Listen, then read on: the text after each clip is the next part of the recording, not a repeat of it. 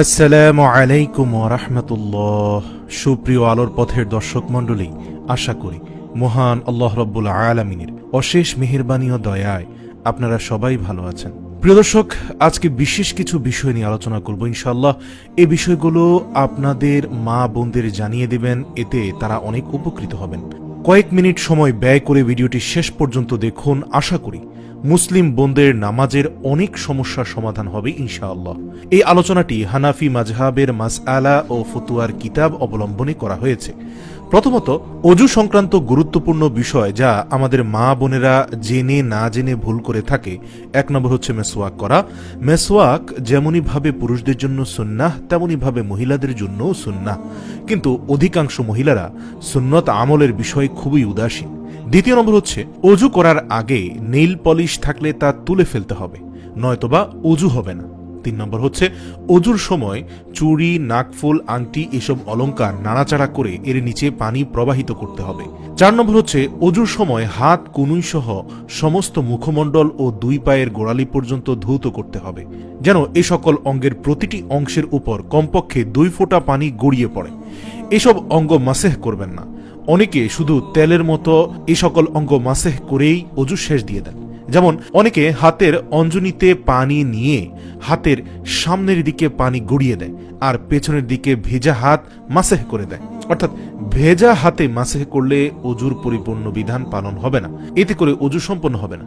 5 নম্বর হচ্ছে, পা ধৌত করার সময় পায়ের আঙ্গুলগুলো বাম হাতের কনিষ্ঠ আঙ্গুল দ্বারা খিলাল করে নেবেন। 6 নম্বর হচ্ছে, মাজমাউজ জাওয়ায়েদ কিতাবের 1112 নং হাদিস দ্বারা জানা যায়, অজুর শুরুতে বিসমিল্লাহি ওয়ালহামদুলিল্লাহ পাঠ করলে যতক্ষণ অজু অবস্থায় থাকবে ততক্ষণ ফেরেশতারা সওয়াব লিখতে থাকবেন। সুবহানাল্লাহ। 7 নম্বর হচ্ছে, অজু শেষে আল্লাহুম্মা জাওয়ালনি মিনাত তাওয়া বিনা ওয়া জায়ালনি মিনাল মুতাতাহহিরিন এ দোয়াটি পাঠ করবেন। সুনানে তিরমিজি 55 নং হাদিস। অজুর পর কালিমায়ে শাহাদাত পাঠ করবেন, এতে জান্নাতের 8টি দরজা আপনার জন্য খুলে যাবে। মুসলিম শরীফ 234 নম্বর। 8 নম্বর হচ্ছে, অজুর সময় ক্যাবলার দিকে থুতু, কফ এগুলো ফেলবেন না। এরপরে এক হাতে মুখমণ্ডল ধৌত করবেন না এবং গলা মাসেহ করবেন না। 10 নম্বর হচ্ছে, বাম হাতে কুলি করবেন না। 11 নম্বর, ডান হাতে নাক পরিষ্কার করবেন না। নাক পরিষ্কার করতে হবে বাম হাতের কনিষ্ঠা এবং বৃদ্ধা আঙ্গুল দিয়ে। 12 নম্বর হচ্ছে, মুখ ধৌত করার সময় ঠোঁট ও চোখ চেপে বন্ধ করে রাখবেন না, বরং স্বাভাবিক রাখবেন, যাতে আপনার চোখের ভিতর, ঠোঁটের ভিতরে পানি প্রবেশ করতে পারে। 13 নম্বর হচ্ছে, ঘরে যে সকল বালতি, টব, ড্রামে পানি জমা রাখা হয় তাতে অজুহীন অবস্থায় কিংবা হায়েজ অবস্থায় হাত বা আঙ্গুল চুবানোর ব্যাপারে সাবধান থাকুন। এসব ছোট পাত্রে জমা করা পানিতে যদি আপনার আঙ্গুল, এমনকি আঙ্গুলের সামান্য অংশ আপনি চুবান, তাহলে সেই পানি ব্যবহৃত পানি হিসাবে গণ্য হয়ে যাবে এবং সেই পানি দিয়ে অজু গোসল করতে পারবেন না। তবে উক্ত পানি দিয়ে কাপড় চোপড় ধৌত করতে পারবেন, এতে কোনো সমস্যা নেই। 14 নম্বর হচ্ছে, কোনো বোনের চোখে যদি রোগ থাকে এবং সে রোগের কারণে যদি কোনো পানি বের হয়, তার দ্বারা অজু ভঙ্গ হয়ে যাবে। আর অসুস্থ চোখ থেকে বের হওয়া পানি নাপাক, সে পানি যে কাপড়ে লাগবে সেই কাপড় নাপাক হয়ে যাবে। 15 নম্বর হচ্ছে, মুখ ভর্তি বমি করলেও অজু ভঙ্গ হয়ে যাবে, আর সকল বমি প্রস্রাবের মতো নাপাক, তাই বমি যেন কাপড়ে না লাগে সেদিকে খেয়াল রাখতে হবে। 16 নম্বর হচ্ছে, একদিনের বাচ্চা হলেও তার প্রস্রাব নাপাক এবং তার বমি ও যদি মুখ ভর্তি হয় সেই বমি ও প্রস্রাবের মতো নাপাক। সুতরাং মা বোনেরা বাচ্চাদের পেশাব ও বমি থেকে খুবই সতর্কতার সাথে পবিত্রতা অবলম্বন করতে হবে। 17 নম্বর হচ্ছে, রুকু সেজদা বিশিষ্ট নামাজে বালেগা মেয়েরা অট্টহাসি দিলে অজু নামাজ দুটোই ভেঙে যাবে, আর নামাজ ছাড়া অট্টহাসি দিলে অজু ভাঙবে না। তবে অট্টহাসি দেওয়া সুন্নতের খেলাফ। আমাদের প্রিয় নবীজি সাল্লাল্লাহু আলাইহি সাল্লাম মুচকি হাসতেন। 18 নম্বর হচ্ছে, অনেক বোনেরা বলে থাকেন যে শুকুরের নাম নিলে অজু ভেঙে যায়। এটি ভুল ধারণা, এটি মোটেই সঠিক নয়। 19 নম্বর হচ্ছে, অনেক বোনেরা ধারণা করেন অজুর পরে মাথার কাপড় পড়ে গেলে অজু ভেঙে যায়। এটিও একটি ভুল ধারণা। অজুর পর মাথার কাপড় পড়ে গেলে অজু ভঙ্গ হয় না। 20 নম্বর হচ্ছে, যাদের গোসল ওয়াজিব হয় তারা অলসতা করে ওয়াজিব গোসলে বিলম্বতা করা ঠিক না। রাতে গোসল ওয়াজিব হলে অজু করে নেওয়াই চাই। গোসলে বেশি দেরি করা উচিত নয়, যার ফলে নামাজের ওয়াক্ত চলে যায়। নুজহাতুল কারি নামক কিতাবে রয়েছে, গোসল ফরজ হওয়ার পানাহার করলে রিজিকের বরকত চলে যায়।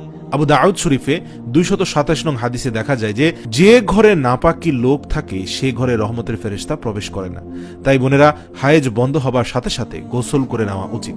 আবার যখন আজান শোনা যায় তখন আমাদের বোনেরা মাথায় কাপড় দেয়, তা ভালো, কিন্তু তারা আজানের জবাব দেয় না।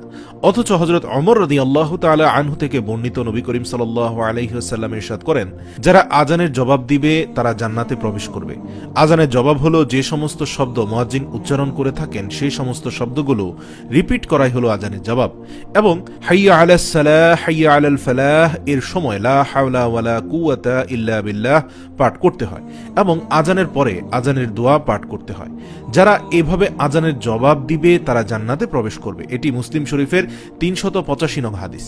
রদ্দুল মুহতার দ্বিতীয় খণ্ডে আজানের ব্যাপারে বলা হয়েছে, যখন আশহাদু আন্না মুহাম্মাদুর রাসূলুল্লাহ বলবে তখন বলতে হবে সাল্লাল্লাহু আলাইকা ইয়া রাসূলুল্লাহ। আর দ্বিতীয়বার যখন আশহাদু আন্না মুহাম্মাদুর রাসূলুল্লাহ বলবে তখন বলতে হবে কুররাতু আয়ুনি বিকা রাসূলুল্লাহ, এবং বৃদ্ধা আঙ্গুলকে চোখে লাগিয়ে বলবেন আল্লাহুম্মা মাত্তিনি বিসসামি ওয়াল বাসরি। অর্থ, হে আল্লাহ, আমার শ্রবণ শক্তি ও দৃষ্টিশক্তি দ্বারা আমাকে কল্যাণ দান করুন।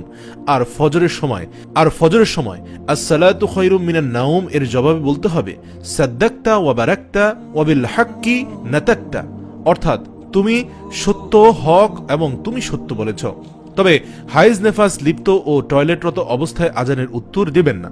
যতক্ষণ আজান চলে ততক্ষণ চুপ থাকুন এবং মনোযোগ দিয়ে আজান শ্রবণ করুন। এমনকি কোরআন পাঠরত অবস্থায় থাকলেও কোরআন পাঠ বন্ধ রেখে আজান শুনতে হবে। একাধিক আজান হলে যে কোনো একটি আজানের জবাব দিলেই যথেষ্ট হবে। আজান শুনতে হবে এবং এর জবাব দিতে হবে, এটি রয়েছে বাহারে শরিয়ত এর 3য় খণ্ডের 41 পৃষ্ঠায়। সেখানে আছে, যে ব্যক্তি আজানের সময় কথাবার্তা বলবে তার খারাপ মৃত্যু হবার সম্ভাবনা রয়েছে। যদিও এ হাদিসটি সনদ নিয়ে দুর্বলতা আছে, অর্থাৎ মৃত্যুর সময় তার কালেমা নসিব হবে না। 22 নম্বরটি হচ্ছে, মহিলারা নামাজে দাঁড়াবেন যেন দু পায়ের মাঝে 4 আঙ্গুল ফাঁক থাকে। 23 নম্বর হচ্ছে, তাকবীরে তাহরিমার সময় 2 হাত চাদরের বাইরে বের করবেন না। চাদরের ভিতরে হাত রেখে 2 হাত কেবলার দিকে করে কাঁধ পর্যন্ত হাত তুলে আল্লাহু আকবার বলে সিনার উপর ও বাম হাতের তালুর উপর ডান হাতের তালু রাখবেন। অনেক বোন তাকবীর বলার সময় মাথাকে সামনের দিকে ঝুঁকিয়ে দেয়, এটি করা যাবে না, মাথা সোজা রেখে তাকবীর বলতে হবে। 25 নম্বর হচ্ছে, রুকুতে পুরুষের মতো মহিলারা বেশি ঝুঁকবেন না এবং পিঠও সোজা করার প্রয়োজন নেই, বরং হাত হাঁটু পর্যন্ত পৌঁছালেই হলো। হাত দিয়ে হাঁটু আঁকড়ে ধরবেন না, বরং হাতের আঙ্গুলগুলো হাঁটুর উপর মিলিয়ে রাখবেন এবং হাঁটুকে সামনের দিকে কিছুটা ঝুঁকিয়ে রাখবেন। পুরুষের মতো হাঁটুকে একদম সোজা করে রাখবেন না। প্রিয় দর্শক, এই ক্ষেত্রে আরেকটু বলে রাখি, এই মাসআলাগুলো হানাফি মাযহাবের ক্ষেত্রে প্রযোজ্য। যেমন সৌদি আরব বা মধ্যপ্রাচ্যে যারা শাফি মাযহাব বা মালিকি মাযহাবের অনুসরণ করেন, তাদের ক্ষেত্রে পুরুষ এবং মহিলার নামাজের তেমন কোনো ভিন্নতা নেই। তো প্রিয় দর্শক, মহিলাদের নামাজের ভিন্নতার ব্যাপারটা হানাফি মাযহাব থেকেই সাব্যস্ত। এছাড়া অন্য মাযহাবগুলোতে মহিলা এবং পুরুষদের নামাজের ক্ষেত্রে কোনো তারতম্য নেই। রাসূল সাল্লাল্লাহু আলাইহি ওয়াসাল্লামের সহিহ হাদিস দ্বারা পুরুষ এবং মহিলাদের নামাজের কোনো ভিন্নতা সাব্যস্ত হয়নি, কিন্তু মাযহাবের উলামায়ে কেরাম দ্বারা কিছুটা ভিন্নতা সাব্যস্ত হয়েছে। তো যাই হোক, হানাফি মাযহাব অনুযায়ী মহিলারা পুরুষদের মতো খোলামেলা করে সিজদা করবেন না, বরং বাহু পাঁজরের সাথে, পেট রানের সাথে, রান পায়ের গোড়ালির সাথে এবং গোড়ালি মাটির সাথে লাগিয়ে রাখবেন এবং উভয় পা ডান দিকে বের করবেন। 27 নম্বর হচ্ছে, মহিলাদের জন্য মুখ, হাতের তালু ও পায়ের তালু ছাড়া বাকি সমস্ত অঙ্গ সতর। সুতরাং এমন কাপড় পরিধান করবেন না যাতে এই সকল অঙ্গের চাইতে সামান্যতম বেশি দেখা যায়। যেমন এমন জামা পরবেন না যেটি হাতের কনুই পর্যন্ত খোলা থাকে, এতে নামাজ হবে না। তেমনি ভাবে মা বোনেরা এমন পাতলা কাপড় পরিধান করলেন যার ভেতর তাদের অঙ্গ প্রত্যঙ্গ প্রকাশ পায়, তাহলে এরূপ পাতলা কাপড় পরিধান করে নামাজ পড়লে নামাজ আদায় হবে না। বিশেষ করে অধিকাংশ বোনেরা পাতলা ওড়না গায়ে দিয়ে নামাজ পড়ে, তাদের নামাজ বিলকুল হবে না। মোটা কাপড় বা মোটা ওড়না পরিধান করা জরুরি, যাতে সতর প্রকাশ না পায়। বর্তমান বাজারে নামাজের সেলাই করা ড্রেস পাওয়া যায়, তা নামাজের জন্য ব্যবহার করাটা নিরাপদ। 28 নম্বর হচ্ছে, মুসলিম বোনেরা ফজরের নামাজ প্রথম ওয়াক্তে আদায় করবেন, আর অন্য 4 ওয়াক্ত নামাজ যখন মসজিদে জামায়াতের শেষ হবে তখন আদায় করবেন। যেমন জোহর যদি মসজিদে 1:30 মিনিটে শুরু হয়, তাহলে মহিলারা 1:40 মিনিটে জোহর আদায় করবেন। আসর যদি 5টায় জামাত হয়, তাহলে ঘরের মধ্যে 5:10 মিনিটে মহিলারা নামাজ আদায় করবেন। এটা দুররে মুক্তার 2য় খণ্ড এর মাসআলায় উল্লেখ করা হয়েছে। নামাজে মহিলারা কেরাত এমন আওয়াজে পাঠ করবেন যেন কমপক্ষে নিজের কানে শোনা যায়, আবার এমন আওয়াজে পাঠ করা যাবে না যেন কেরাতের আওয়াজ অন্যের কানে পৌঁছে যায়। আমাদের মা বোনেরা আরবি শব্দসমূহ শুদ্ধভাবে উচ্চারণ করার ব্যাপারে খুবই উদাসীন। মনে রাখবেন, শুদ্ধ উচ্চারণের জন্য প্রত্যেককে রাত দিন পরিশ্রম করতে হবে। শিখার চেষ্টা না করে ভুলভাল উচ্চারণে কেরাত পাঠ করে নামাজ আদায় করলে সে নামাজ শুদ্ধ হবে না।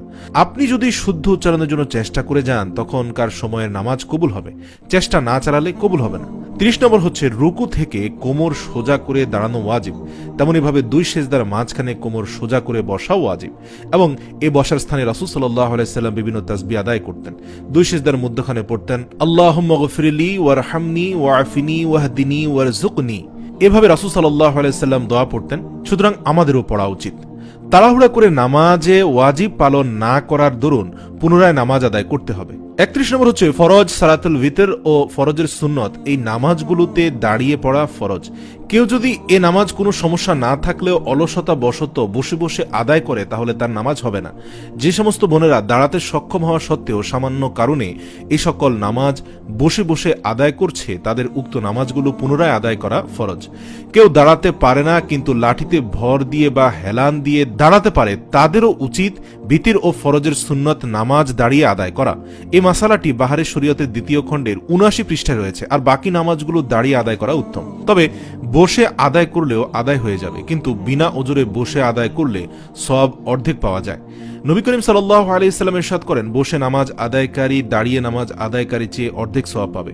এটি সহিহ মুসলিমের 735 নং হাদিস। 32 নম্বর বিধানটি হচ্ছে মহিলারা সাধারণত ঘরে নামাজ আদায় করে, তাদের উচিত এমন স্থানে নামাজে দাঁড়ানো যার আশেপাশে কোনো ধরনের ছবি, ক্যালেন্ডার এবং লিখিত কিছু লটকানো না থাকে, যাতে নামাজের সেদিকে মনোযোগ যায়। এসব কিছু থাকলে তা কাপড় দিয়ে ঢেকে দিবেন। 33 নম্বর হচ্ছে অনেক বোন দোয়ায়ে কুনুত মুখস্থ জানে না, তাদের উচিত বিতির নামাজের জন্য দোয়ায়ে কুনুত মুখস্থ করার চেষ্টা করা। আর যতদিন মুখস্থ না হলো ততদিন তারা দোয়ায়ে কুনুত এর জায়গায় পাঠ করতে পারে 3 বার আল্লাহুম্মা গফিরলি। এই মাসআলাটি বুনিয়া নামক ফতোয়ায় কিতাবে 418 পৃষ্ঠায় রয়েছে। তবে তাদেরকে অবশ্যই দোয়ায়ে কুনুত শিখতে হবে, এর বিকল্প নেই। ভিতরের সালাতের সালাম ফিরিয়ে 3 বার সুবহানাল মালিকিল কুদ্দুস পাঠ করা সুন্নাত। এটি নাসাই শরীফের 1729 নং হাদিস রয়েছে। 35 নম্বর বিধানটি হচ্ছে নামাজের পর প্রিয় নবী সাল্লাল্লাহু আলাইহি সাল্লামের কিছু সুন্দর সুন্দর দোয়া ও ওজিফা পাঠ করতেন। চলুন সেগুলো জেনে নেই। 1 নম্বর হচ্ছে আয়াতুল কুরসি পাঠ করবেন। এটি মেশকাত শরীফের 974 নং হাদিসে রয়েছে। নিয়মিত আয়াতুল কুরসি পাঠ করলে মৃত্যুর সাথে সাথে জান্নাত নসিব হবে। একবার আল্লাহুম্মা আলা যিকরিকা ওয়া শুকরিকা ওয়া হুসনি ইবাদাতি পাঠ করতে হবে। এটি আবু দাউদ শরীফের 1522 নং হাদিসে উল্লেখিত রয়েছে। 3 বার আস্তাগফিরুল্লাহাল্লাযী লা ইলাহা ইল্লা হুয়াল হাইয়ুল কাইয়্যুম ওয়া আতুবু ইলাইহি পাঠ করলে গুনাহ মাফ হয়ে যাবে। এটি তিরমিজি শরীফের 3588 নং হাদিস রয়েছে। তাসবিহে ফাতিমি সুবহানাল্লাহ 33 বার, আলহামদুলিল্লাহ 33 বার, আল্লাহু আকবার 33 বার এবং একবার আল্লাহু আকবার পড়বেন। লা ইলাহা ইল্লাল্লাহু ওয়াহদাহু লা শারীকা লাহু লাহুল মুলকু ওয়া লাহুল হামদু ওয়া হুয়া আলা কুল্লি শাইইন কাদির। তাহলে সমুদ্রের ফেনা পরিমাণ গুনাহ থাকলেও আল্লাহ তাআলা তা ক্ষমা করে দিবেন।